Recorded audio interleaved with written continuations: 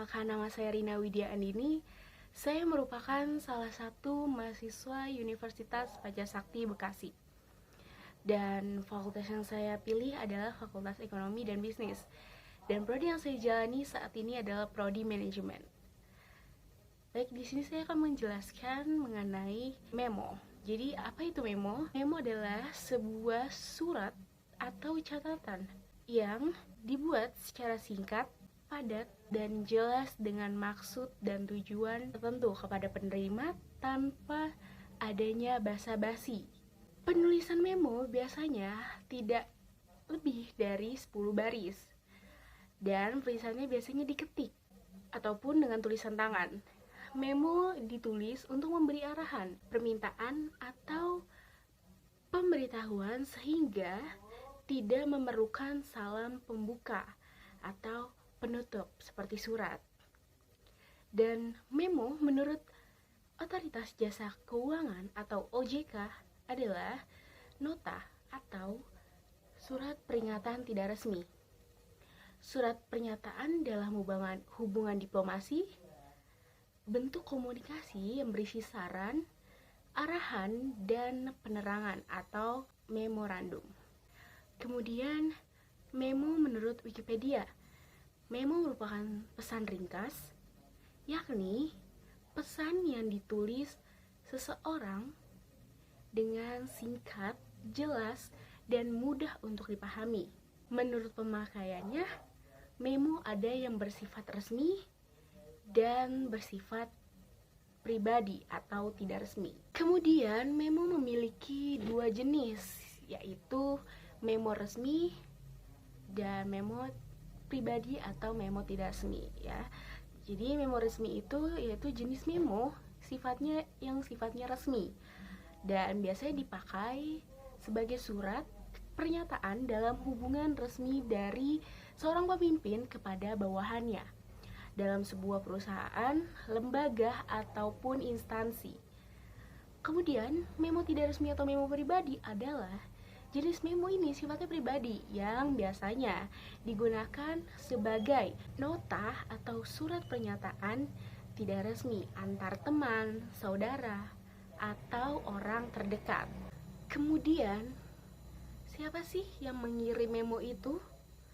Nah, memo atau memorandum adalah surat yang digunakan oleh pemimpin untuk menyampaikan suatu pesan singkat yang berupa pemberitahuan, permintaan, atau hal-hal lain dalam suatu organisasi. Dalam praktiknya, relatif jarang penggunaan memo yang berasal dari karyawan kepada pemimpin dalam suatu organisasi bisnis. Selanjutnya yaitu struktur memo dan ciri-ciri memo. Jadi struktur memo itu yang pertama adalah kepala memo. Ya, terdiri dari kop memo atau hanya untuk memo resmi ya, nama pengirim serta nama penerima. Kemudian yang kedua badan memo, yaitu terdiri dari isi memo yaitu apa yang ingin disampaikan kepada penerima. Pesan yang disampaikan harus jelas dan tidak berbelit-belit.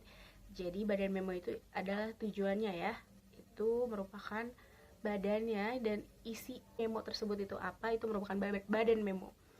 Jadi dari isi dari memo tersebut yang berisi pesan itu merupakan badan memo, itu yang dinamakan badan memo. Kemudian kaki memo yaitu terdiri dari tanda tangan serta nama lengkap pengirim. Kemudian ciri-ciri memo. Yang pertama, memo berupa bentuk komunikasi yang berisi saran, arahan, penjelasan mengenai suatu hal.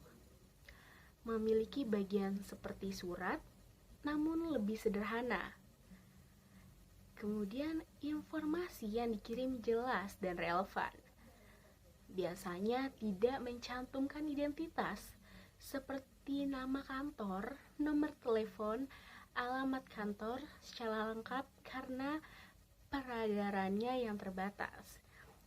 Jadi sangat berbeda jauh ya memo dengan surat. Kemudian yang kelima itu, memo dapat disampaikan secara horizontal atau pihak yang memiliki jabatan setara, maupun vertikal atau penyampaian dari atasan kepada bawahan atau sebaliknya. Kemudian fungsi memo dan cara membuat memo. Baik, kita lihat di sini fungsi memo. Jadi memo ini memiliki fungsi untuk mengingatkan, menegaskan tentang suatu hal maupun urusan. Adapun isi yang terdapat dari sebuah memo antara lain berupa permintaan, instruksi, pemberitahuan, saran, pesan, dan tugas-tugas tertentu. Ini sudah beberapa kali ya saya bilang di sini tadi bahwa memo itu berisi tentang permintaan, instruksi, pemberitahuan, saran, pesan, dan tugas-tugas tertentu. Itulah fungsinya memo. Kemudian cara membuat memo. Jika kalian bingung, saya akan memberitahu kalian dan menjelaskan bagaimana cara membuat memo. Jadi, ada pun langkah-langkah dalam membuat memo itu antara lain, saat hendak menulis memo, tulislah secara singkat dan padat. Ya, singkat dan padat. Langsung mengenai hal-hal pokok yang ingin sampaikan. Jadi langsung intinya saja. Jangan berbelit-belit, jangan bertele-tele, langsung intinya saja. Kemudian yang kedua, menggunakan bahasa yang sesuai dengan siapa yang akan menerimanya.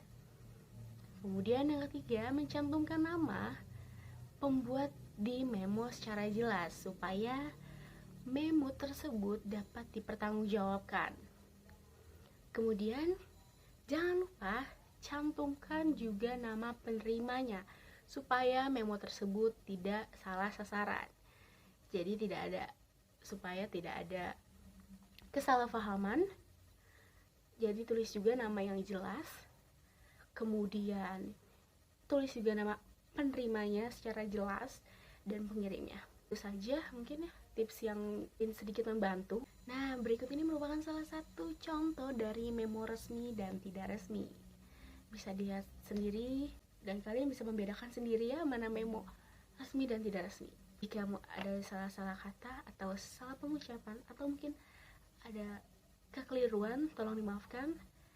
Sekian dari saya. Wassalamualaikum warahmatullahi wabarakatuh. Jangan lupa like, comment, and share ke teman-teman kalian. Bye.